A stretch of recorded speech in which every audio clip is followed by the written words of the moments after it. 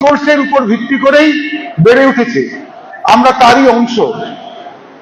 Dialogue এবং discourse, dialogue মানে দুজনের কথোপকথন, মানে বিতর্ক, বিতর্ক মানে ঝগড়া করা নয়, গালাগালি দেওয়া নয়, ব্যক্তিগত আক্রমণ নয়, তত্ত্বের সাথে তত্ত্বের, মতের সাথে মতের, পথের সাথে পথের যে সঙ্গত লড়াই, সেই লড়াইটা আমরা লড়তে পারছি কিনা তার উপরে নির্ভর করছে কুষ্ঠির স্থায়িত্ব, কুষ্ঠির অমরতা। অমর হওয়া যায় দুভাবে। একটা হচ্ছে ফিজিক্যালি অমর, কুষ্ঠি 100-150 বছর তার এই সংগঠনকে বজায় রাখতে পারলো, এটা এক ধরনের অমরতা। আর একটা অমরতা হচ্ছে কুষ্টি একটা খুব বড় আন্দোলন তৈরি করে মুছে গেল, ইতিহাসে নাম রয়ে গেল। যেমন কোনো বাড়ির লোক বা কোনো সম্রাট বা রাজা বা কোনো বিখ্যাত মনীষী, তাদের সেই সময়ের অবদানের জন্য বিখ্যাত, কিন্তু তারা আজ বেঁচে নেই, মানুষের স্মৃতিতেও বেঁচে নেই, তাদের তত্ত্ব বেঁচে নেই, ইতিহাস পড়তে গেলে তাদের পড়তে হয়। আপনারা কি সেই রকম অমরতা চান?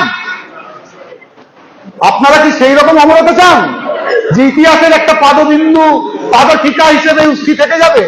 না, উষ্ঠির অস্তিত্ব শাশ্বত হবে। শাশ্বত মানে চিরস্থায়ী নয়, শাশ্বত মানে আমাদের জীবন পথ অতিক্রম করে আরো বহু প্রজন্মকে এটা আলোকিত করবে।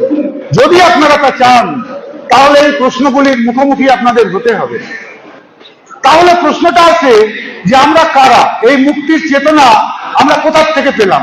2017 সালে আপনারা জানেন যে আমাদের ওই 10-12 জনের একটা শিক্ষক মন্ডলী, তাদের অধিকাংশই আমাদের মধ্যে এখনো আছেন, তারা প্রথম অনুভব করেছিলেন যে আমাদের একটা সঙ্গত ন্যায্য প্রাপ্যের ক্ষেত্রে আমরা শোষিত হচ্ছি।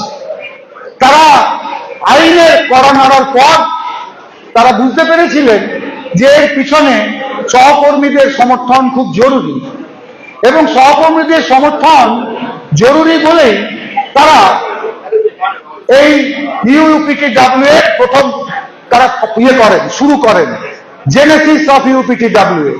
তারপর অনেক পথ পেরিয়ে গেছে, অনেক লড়াই আমরা লড়েছি, অনেক লড়াইয়ে লড়ে আমরা জিতেছি বলতে পারছি, কারণ আজকে তৃতীয় রাজ্য সম্মেলন সগর্বে এই কোচবিহার শহরের বুকে একটা তার প্রাণ কেন্দ্রতে আমরা সম্পন্ন করতে পারছি।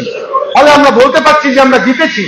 কিন্তু আপনারা সবাই জানেন যে এটা আমাদেরও রক্তক্ষরণ হয়েছে, ক্যাজুয়ালিটি আমাদেরও হয়েছে, আমাদের মধ্যেও হতাহত আছে। এই হতাহত এবং ক্যাজুয়ালিটি আমাদের কমাতে হবে, আমরা কমাতে পারি। তো আমি প্রথম প্রশ্নটাতে চলে যাই যে আমরা কে? আমরা হচ্ছি মানুষের সেই চিরায়ত মুক্তি চেতনার একটা ধারা বহন করছি অত্যন্ত ভেষজ ভাবে।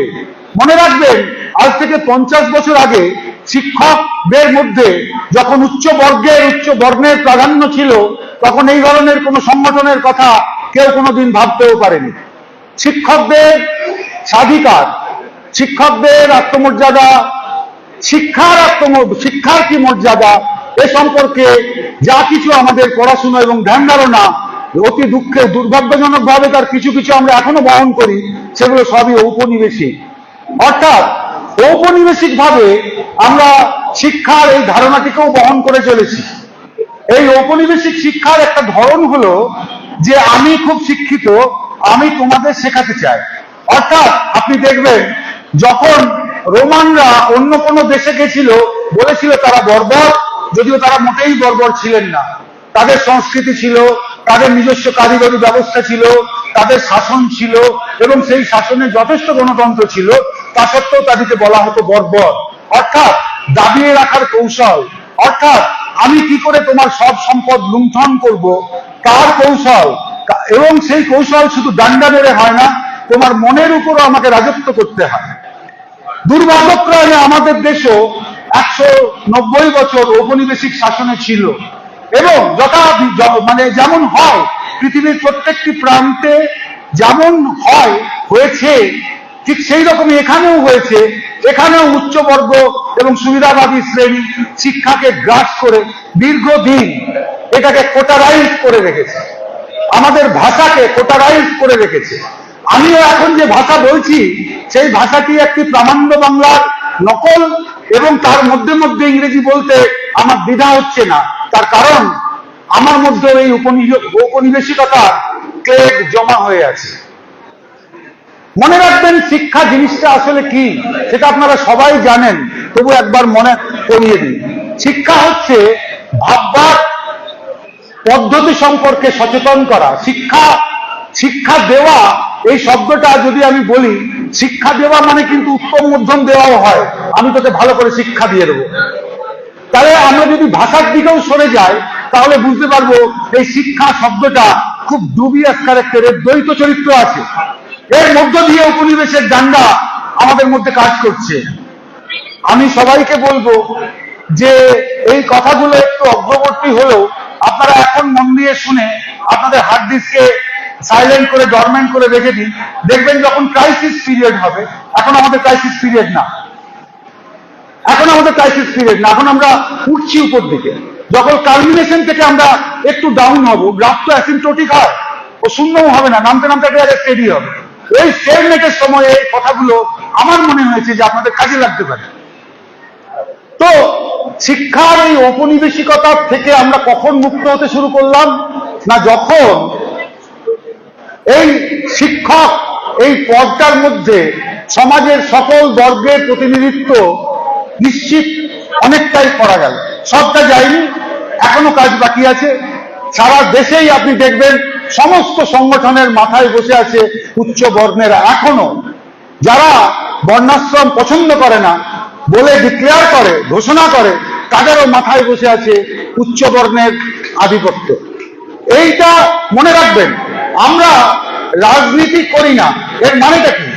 আমরা দলীয় রাজনীতির পরিসর থেকে মুক্ত হয়ে গেছি, মুক্ত হতে চাইছি। দলীয় রাজনীতির পরিসর থেকে আমরা কেন মুক্ত হতে চাইছি? এটা এত সাধারণ কারণ নয় যে কোন দলে গেলে আমাদের সব দলই আমাদের সাথে বেইমানি করেছে, হেনা তেনা। এর থেকেও বড় কারণ আছে। বড় কারণ আছে বলেই আমরা আস্তে আস্তে বাড়ছি, আমরা একসাথে একজোট হচ্ছি। সেই কারণটা কি? সেই কারণটা হচ্ছে যে আমরা দলীয় রাজনীতির পরিসর কাজ করে ক্ষমতা দখল নিয়ে, দল কাজ করে, রাজনৈতিক দলগুলো ক্ষমতা দখল করতে চায়। মানে কি করতে চায়? সেন্টারকে দখল করতে চায়। কিন্তু আমরা এখানে যারা বসে আছি, আমি নিশ্চিত যারা মঞ্চেও আছেন, যারা সব জায়গাতে আছেন, আমরা কিন্তু এই হলের মধ্যে যারা বসে আছি এবং জাতিকে আমরা উজ্জীবিত করি, কুস্তি সম্পর্কে জানাই, কুস্তির কাছে টানি,